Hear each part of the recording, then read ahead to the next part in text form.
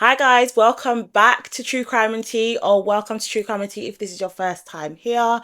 I am your host Lily, and on True Crime and Tea we explore the darkest corners of human behaviour with empathy, nuance and a commitment to ethical storytelling. Today's story on True Crime and Tea is about a couple.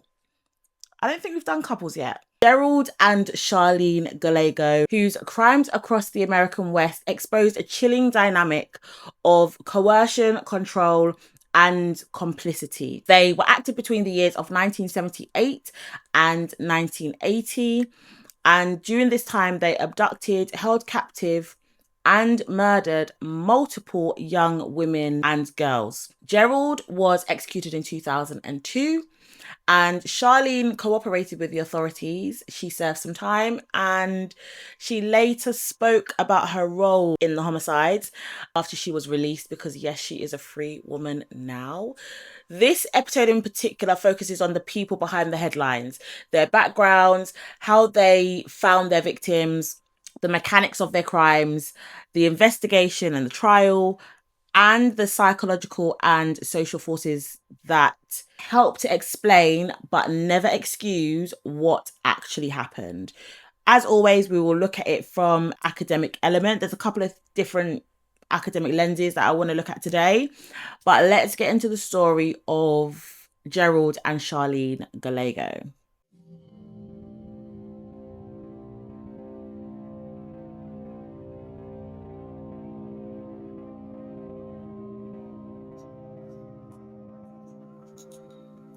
So, Gerald Armond Gallego was born on the 17th of July, 1946. And as with many of these cases, his childhood included instability, brushes with the law, and eventually escalated into antisocial behaviour. He had a history of substance misuse and prior sexual offences before the murder spree. He was always on the go, so he moved frequently and worked in jobs that allowed him to have that kind of mobility and flexibility. That is a factor that is later going to come into his ability to commit these crimes. That factor kind of aided his ability to commit these crimes, that flexibility, the work flexibility. His personality was described by his acquaintances as charming at times and volatile at others. He had a long record of predatory behaviour that escalated over the decades. Charlene Adele Williams, previously Williams known as Gallego, was born on the 10th of October 1956. So she was 10 years his junior. And unlike Gerald, Charlene's early years were more ordinary, they're more normal by most accounts. Even though she did later suffer with substance abuse and unstable relationships, she generally didn't have a terrible traumatic upbringing. And she met Gerald in 1970. So she had a bit of a rocky middle. She didn't have a rocky start, a bit of a rocky middle, and that rocky middle kind of led her to Gerald, unfortunately. Within a very short period of time of meeting Gerald, she became his partner in crime. Initially, she was used to lure in the victims, and later she became more of an active participant. Her trajectory from civilian to accomplice is central to understanding this case in particular, how they formed their partnership essentially. So they met in 1977. And we already said that Gerald was charismatic. So his charisma and his controlling tendencies combined with Charlene's vulnerabilities and her desire for belonging created a very dangerous partnership. Most of their victims were teenagers and young women, and they often met them while they were alone in public places, so like malls, bus stops, or just simply walking along in their neighborhood. Many of these victims were vulnerable. They were runaways, they were teenagers separated from their guardians, or girls in like transitional situations. Charlene's role initially was to lure in the victims. So she would frequently approach a potential victim and she would offer them a ride, or she would offer them companionship. So let me be your friend kind of thing. Or she would just like strike up a friendly conversation. Because it was like that woman to woman, her presence lowered the suspicion of something that could potentially happen. Kind of like the Moors murders in the UK, where the woman was used to kind of lure in the children and lure in the victims. And then once they got in the car, the man was in there and did what they needed to do. So with this case, once the victim was isolated, Gerald would then use threats, he would use weapons, and he would use physical force to abduct and control them. These victims, they were moved between locations, and generally they would be moved in cars, they'd be moved to motels or temporary holding places. They didn't abduct them, do things to them, and then kill them the same day. They would hold them in places. They would transport them in the car, have them in a motel, or keep them in the car, or some other kind of temporary accommodation. And they were, during that time, restrained, controlled, and forced into sexual servitude. They were known as like the slave murderers at one point.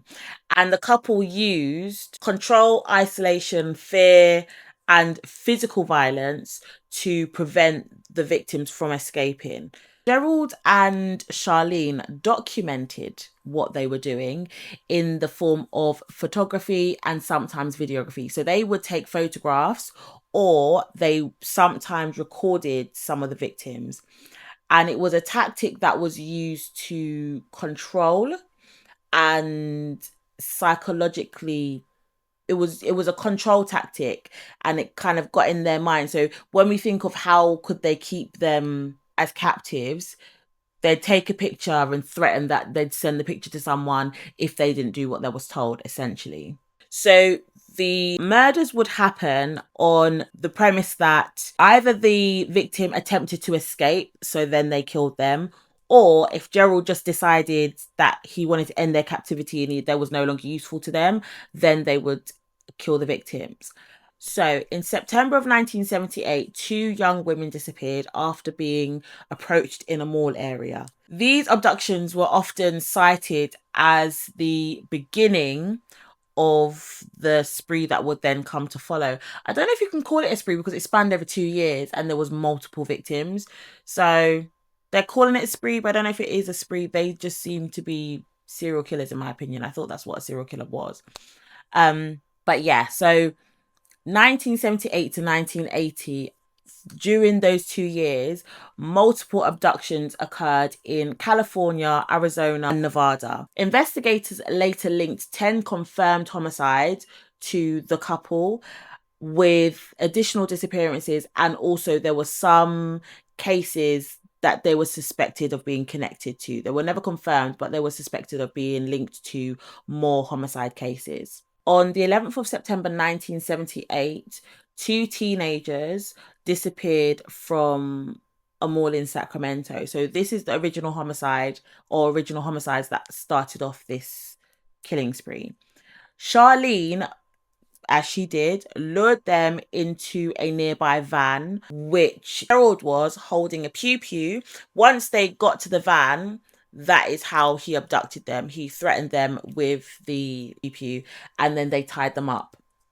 They then drove to Baxter, where Gerald stayed and then executed the girls with a single shot to the back of their head. So this one didn't seem to... So this is where it started. The escalation of like the captivity progresses after this. Then on the 24th of June 1979, another 2 young women were similarly abducted from County Fair in Reno, Nevada. Charlene later testified that Gerald beat the girls to death with a shovel or a hammer. The remains of these two young ladies were not found for another 20 years later. So this happened in 1979. Their remains were not found until 1999 and identified to be these two young women. Then again, on the 24th of April 1980, two more young women went missing from a Sacramento mall, and they were found in July. So they went missing in April and they were found in July. They had been essayed and again beaten to death. While hiking on the 6th of June 1980, another young lady who was actually pregnant at the time was abducted and murdered with a blunt object. Again, someone that was bludgeoned to death. He seemed to like beating them to death for some reason. And she was then buried in a shallow grave. On the 17th of July 1980, a 34-year-old young girl was abducted from the parking lot of a West Sacramento tavern where she was working. It was actually her place of work. She was working there as a bartender. And her skeletal remains were still bound with nylon fishing line when they found her 3 months later. And she was found 3 months later outside of Clarksburg. And what they used to identify the cause of death was loops of cord from the victim's neck. They were admitted as proof of death and proof of death by strangulation. While leaving a fraternity on the 1st of November 1980, two more victims were forced into the Gallegos' car at gunpoint, and one of them was ordered out of the car and then was shot. His body was found near Bass Lake in California. So this time they abducted a male and a female, a young man and a young woman. The couple returned back to their apartment with the young lady, where Gerald essayed her, and then he took her to a field in Placer County, California, where he then executed her. They were their last known victims, the young man and the young woman. And it's very clear that they had a type, because the young man I mean, obviously they murdered him, but they didn't essay him or anything. Whereas the young woman, they kept her, did what they need to do with her, and then they executed her after. It's important to note, though, that even though we have these 10 homicide victims, not all of their victims were killed. Several survivors actually escaped, or they were just simply released by the two homicidal maniacs, and they later provided descriptions that helped investigators eventually track down and convict the Gallegos. Survivor testimony was pivotal in building the case against these two. Without the survivors, it's very unlikely they would have been able to catch them, convict them, and, well, put one of them to death. So a combination of survivors' accounts, witness reports, and investigative work led to the couple's eventual arrest. Evidence collected at the time was witness statements, physical evidence, and later Charlene cooperated with the investigations. That is what was used to tie them to multiple crimes. What had happened also was a friend of the young man that had been abducted, so the young man and the young woman, they noticed their abduction, and they actually saw this happening, and they wrote down the car license plate or that they were taken into. Police used this information, and then 2 weeks later they managed to track down and arrest the Gallegos at a Western Union office, which is where Charlene's parents at the time were in the process of wiring her some money. Remember we said she didn't have a bad upbringing? So her parents were still actively supporting her at this point. She is like in her 30s, late 30s now, and they're kind of still funding her habits. Local law enforcement across jurisdictions actually worked together and shared information, which helped to put the pieces of the puzzle together for this case, as well as, like I said, the survivor descriptions of the couple's car and their behaviors that matched. They were all matched to sightings of the couple. Physical evidence and witness testimony placed the couple at or near abduction sites, and then at some point the investigators managed to convince Charlene to basically turn against Gerald and work with them, cooperate with them so that they could get him convicted. We'll come back to that point because of her cooperation, she managed to not get the death penalty. So what she eventually did was she pled guilty to lesser charges in exchange for her cooperation and her testimony against Gerald. And her statement provided detailed accounts of the abductions, the captivity, and the couple's like dynamics. This calls in a massive question here, calls into question, when you know this person is responsible for these homicides, why are we making deals with the devil? This is a question, because without her testimony, would they have been able to convict Gerald? Her cooperation was actually instrumental in securing the convictions. But like I said, it also raised really complex questions about culpability, coercion, and plea bargaining or trade-offs with the devil, essentially. You know this woman is guilty. You know she committed these crimes. Without her luring these victims in, could we argue and say that the majority of these crimes wouldn't have actually happened? So, but essentially, the prosecutors weighed up the value of Charlene's testimony against the moral and legal implications of offering her a reduced sentence at the time. So essentially not really being convicted of murder in that sense, but just being convicted as being an accomplice. And the decision to accept her cooperation kind of shaped the trial and the public's perception of these two. So inevitably, Gerald was tried. He was convicted of multiple counts of murder and he was sentenced to death.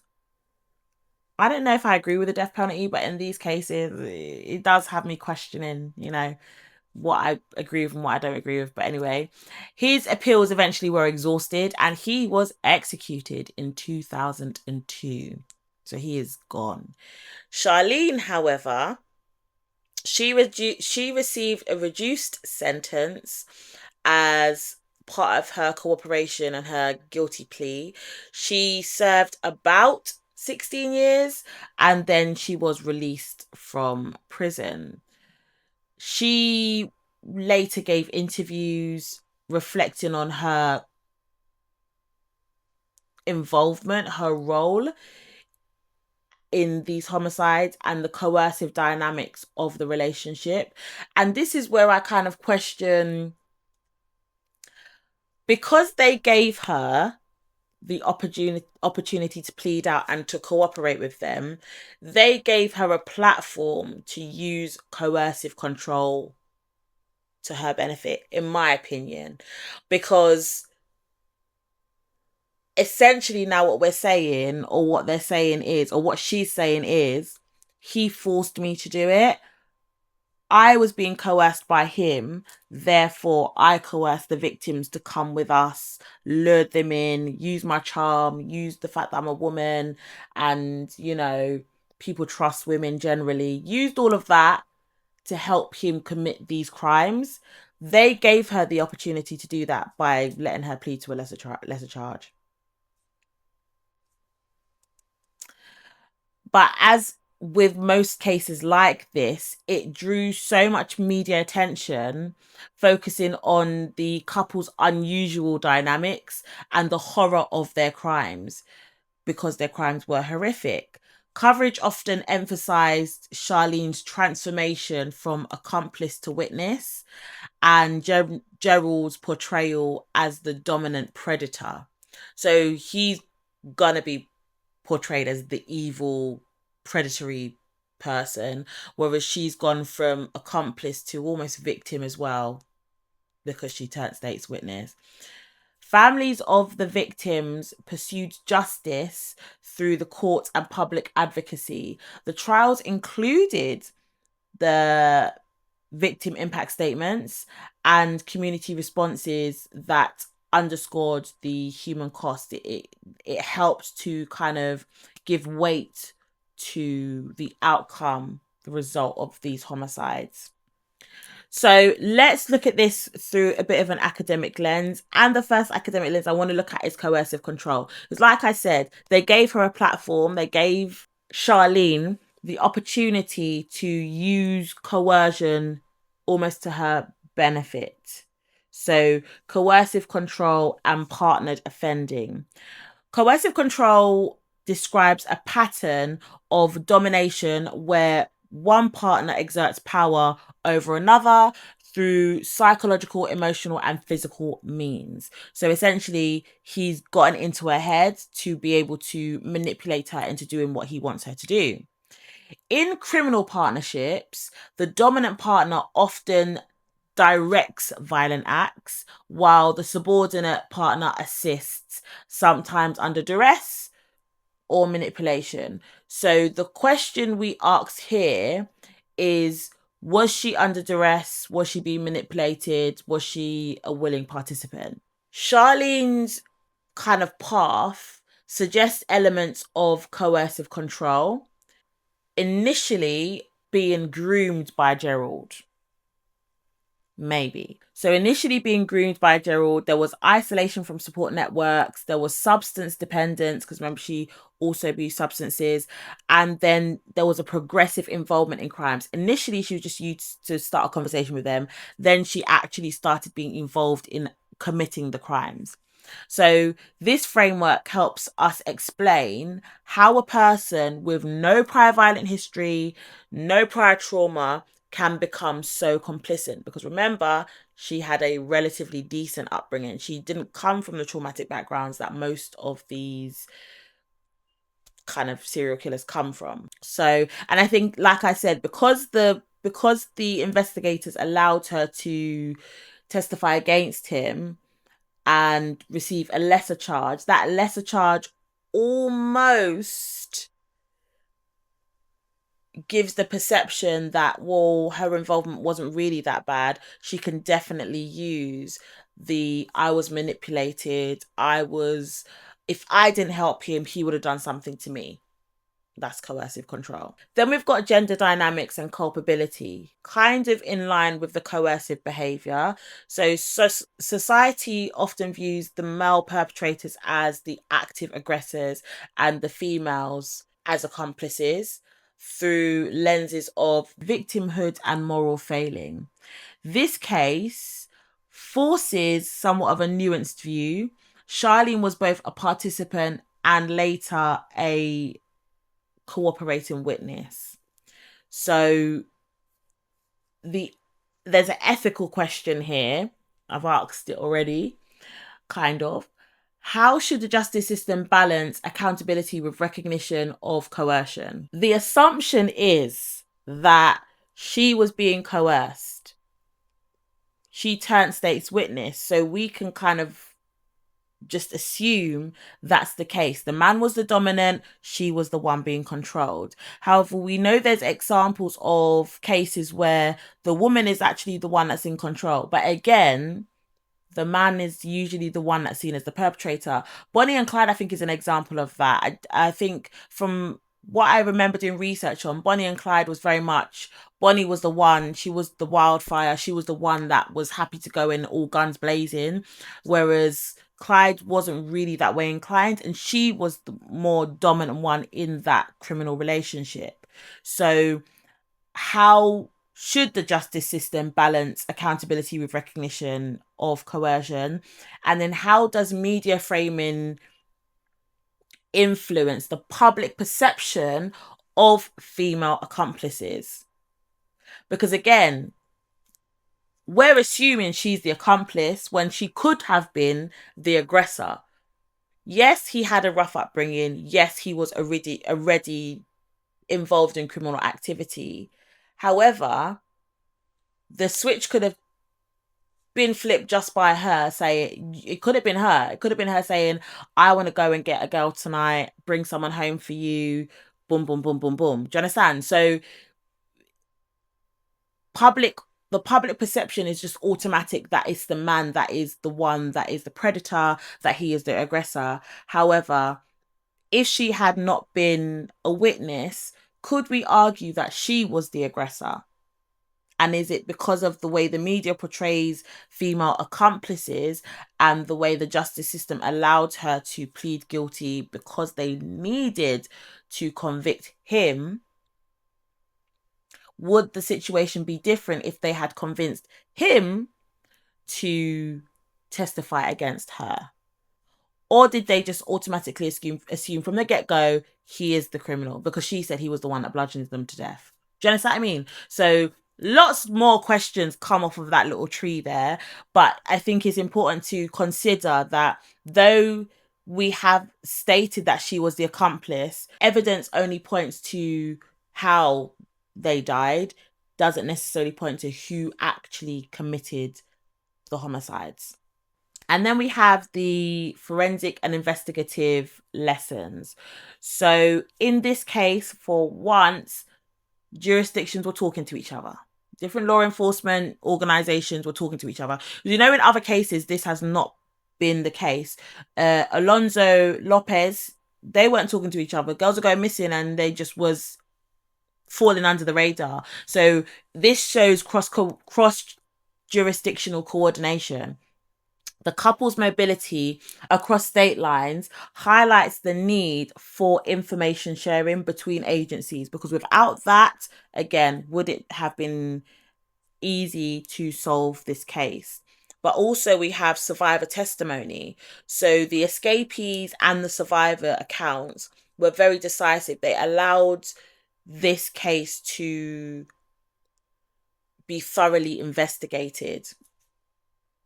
So maybe that kind of negates what I said about him being the aggressor, because maybe the survivors were like, no, he was the one that was doing all the extra stuff. She was just sitting and watching. But yeah, so the escapees and the survivors' accounts were decisive. They also demonstrate how important it is that we protect and support survivors, especially when they're not especially with, you know, in line with the fact that they were so crucial in this case being, or a conviction being successfully achieved. And then obviously the evidence preservation. So because they were mobile offenders, that is a gap that they exploit in forensic linking because they have gone across state lines.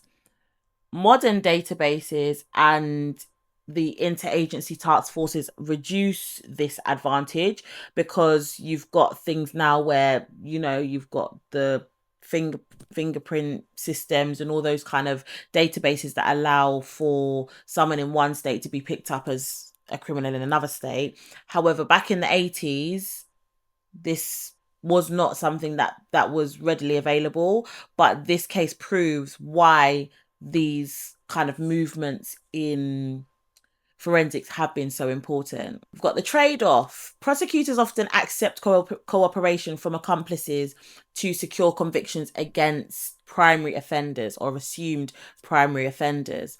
This can be controversial because, as we can see today, it's raised many questions, but it is a pragmatic tool when direct evidence is limited. There wasn't really much direct evidence linking Gerald to every single one of these cases. So without them making this deal, would he have been convicted and sentenced to death for 10 homicides? Who knows? But then that also links to transparency, where the terms of the cooperation should be transparent to victims' families and the court to maintain legitimacy. I didn't read anywhere where it said that they approached the families first to say, this is what we are planning to offer her. Are you happy with this? Because I would like to think, or God forbid, being in that situation, I highly doubt a family is going to say, yeah, we don't mind if you let her off just so you can get him, because she was involved. So nobody should be getting off. They both should have got, in my opinion, equal convictions. She is just as much responsible for these victims losing their lives as he is. However, like they say, it's the lesser of two evils, isn't it? Does it make sense that you get one locked up forever and the other one kind of reforms? Who knows? And that is it for today's episode of True Crime and Tea. Thank you so much for spending time with me today. If you appreciate deep dive, academically grounded true crime that centers victims and challenges harmful narratives, make sure to like, subscribe, and turn on that notification bell so you know when another video is released. This was an interesting case. It raised many, many questions, and she is out there, because I didn't see that she had died. So she's out there somewhere, maybe writing a book, who knows. But it demonstrates how challenging it can be for investigators to wrap these cases up when we get to almost a stagnant position in a trial, or not in a trial, in an investigation. The stagnation being, if it hadn't have been for her testimony, would they have been able to get a conviction? So yeah, lots of questions. But as usual, please take care of yourselves. Drink some tea. I haven't got tea today, and no one's made any tea suggestions, guys. Tea or beverages, I said. Works for me. But I will see you in the next episode of True Crime and Tea. Bye.